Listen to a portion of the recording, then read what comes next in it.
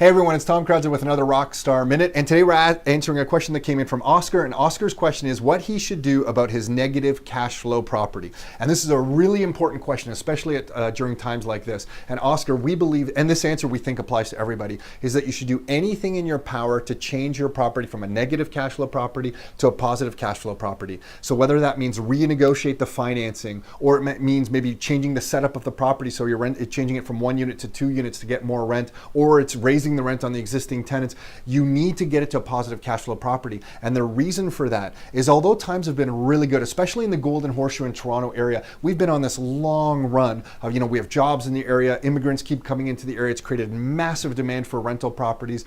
And then on top of that, there's been these long-term trends of low interest rate and quantitative easing, like money being pushed into the economy. And really that's the fear that we want to address here. The reason you want every one of your properties in your portfolio to be positive cash flow is that we've had a long run, and this time it's not different. And what we mean by that is this time, this long run of low interest rates and quantitative easing has produced this really up effect in the global economy. And there's going to be, the piper is going to have to be paid here. There is going to be a downside to all of this. And although we might be a little immune to it in the Greater Toronto area because of all the fundamentally strong things that attract people to this area, when that happens around the world, if there is a financial crisis kind of globally that happens, let's face it, it's going to affect us right here. And you need to have your properties producing positive cash flow during times like that, because if you have negative cash flow properties during a time of a recession, things get really difficult in your life. So anyone who's been investing here for only like 5 years or even 10 years and thinks property prices only go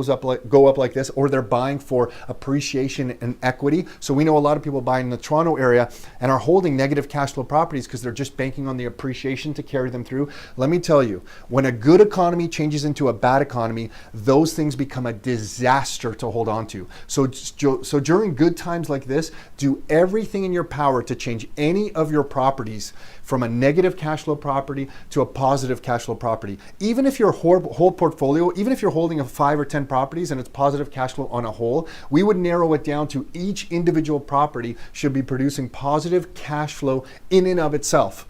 And if it's not, you may even consider selling that one property off and keeping the winners. So hopefully that gives you something to think about. Until next time, your life, your terms.